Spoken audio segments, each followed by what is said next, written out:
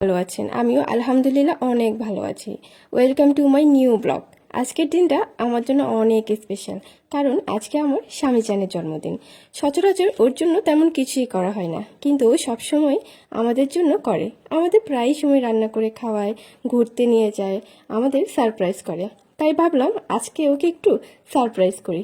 বেশি কিছু না, একটা কেক আনতে যাচ্ছি, সবাই মিলে কাটবো। তাই কেকটা নেওয়া হয়ে গেছে, এখন চলে যাচ্ছে।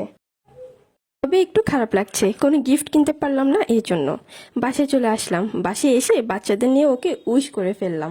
এখন কেক কাটার পালা। বাচ্চারা অনেক অপেক্ষা করছে কেকটা কাটার জন্য।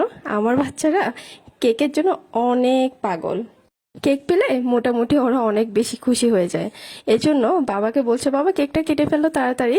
মানে ওদের আর ধৈর্য হচ্ছে না। তো কেকটা কেটে ফেললাম। সবাইকে এখন খাওয়াই দিবে একটু একটু করে। বাচ্চাদের প্রথমে বড়টাকে খাওয়াবে, তারপর ছোটটাকে খাওয়াবে। আমি বললাম, আমাকে তো ভুলে যাচ্ছ, আমাকে একটু খাইয়ে দাও। তারপর আমাকে খাইয়ে দিল। এরপর তারপর আমারও তো একটু খাইয়ে দিতে হবে, তাই না? জন্মদিন বলে কথা। তাই বাচ্চাটাকে বললাম, একটু করে ভিডিও করো তো বাবা, আমি তোমার বাবাকে একটু করে খাইয়ে দিই। তারপর আমি একটু করে কেক খাইয়ে দিলাম। থেকে আমার পিচ্চিটা কেকটা ঘাটার জন্য, মানে কেকটা কিভাবে ও ধরবে, কিভাবে ফেলে দেবে, এটা চিন্তা করছে। মানে এরপর ওর বাবা বলল, চলো সবাইকে একটু ট্রিট দে। তারপর আমরা দেরি না করে রেডি হয়ে গেলাম, সবাই মিলে চলে গেলাম আগ্রাবাদ মোড়ে। আগ্রাবাদ গিয়ে ফাস্ট ফুড অর্ডার করে দিল।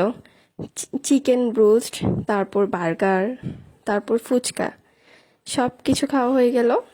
খাওয়া দাওয়ার পর আমার বাচ্চারা বলছে, মাম্মি চলো এবার বাড়ি চলে যাব। সব তো খাওয়া দাওয়া শেষ, এখন তো চলে যেতে হবে, আর বসবে না।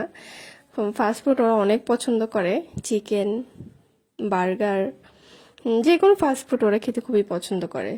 ফাস্টফুড খাওয়ার পরও কিন্তু একটা জিনিস থেকে যায়, চা তো অবশ্যই খেতে হবে।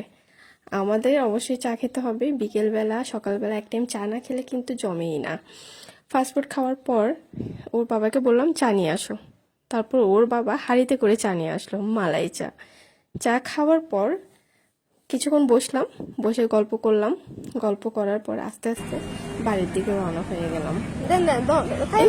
ঘুরতে তো অনেক ভালো লাগে, সেটা যে কোনো সময় হোক, কিন্তু জন্মদিন, তারপর যে কোনো স্পেশাল দিনে ঘোরার মজাই আলাদা।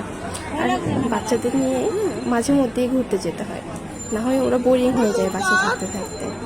আসলে সুযোগ পেলে আমার মতে সবাইকে বেড়ানো উচিত, আর স্পেশাল দিনগুলো স্পেশাল দিনের মতো করে কাটানো উচিত। তাহলে সবগুলা স্মৃতি হয়ে থাকবে, স্মৃতির পাতায় সবগুলো জমা থাকবে।